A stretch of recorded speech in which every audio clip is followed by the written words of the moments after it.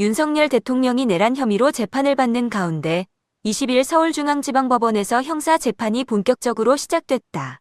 이날 오전부터 윤 대통령은 구속 취소, 신문과 공판준비기일에 출석했으며 오후에는 헌법재판소의 탄핵심판 변론에도 참석하며 하루 종일 법적 절차를 소화해야 했다. 형사 재판 시작.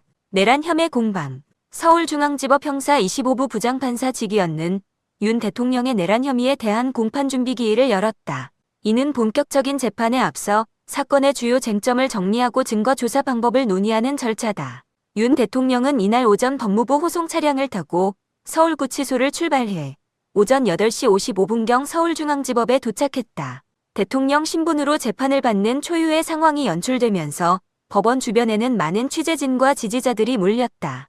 검찰 측은 윤 대통령이 국헌문란을 목적으로 불법적인 비상계엄을 추진했다고 주장하는 반면 윤 대통령 측은 비상계엄은 국가 통치를 위한 정당한 조치였으며 사법적 판단의 대상이 될 수 없다고 반박하고 있다. 법원은 내란 혐의로 기소된 김용현 전 국방부 장관, 조지호 경찰청장, 김봉식 전 서울경찰청장의 사건과 윤 대통령 사건을 병합해 심리할지 여부도 논의할 예정이다.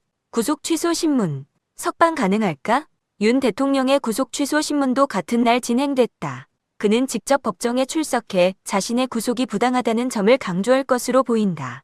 윤 대통령 측은 구속의 법적 근거가 약하며 불법적인 정치적 탄압이라고 주장할 가능성이 크다. 탄핵심판 10차 변론. 핵심 증인 신문 예정. 오후에는 헌법재판소에서 진행되는 탄핵심판 10차 변론이 열렸다.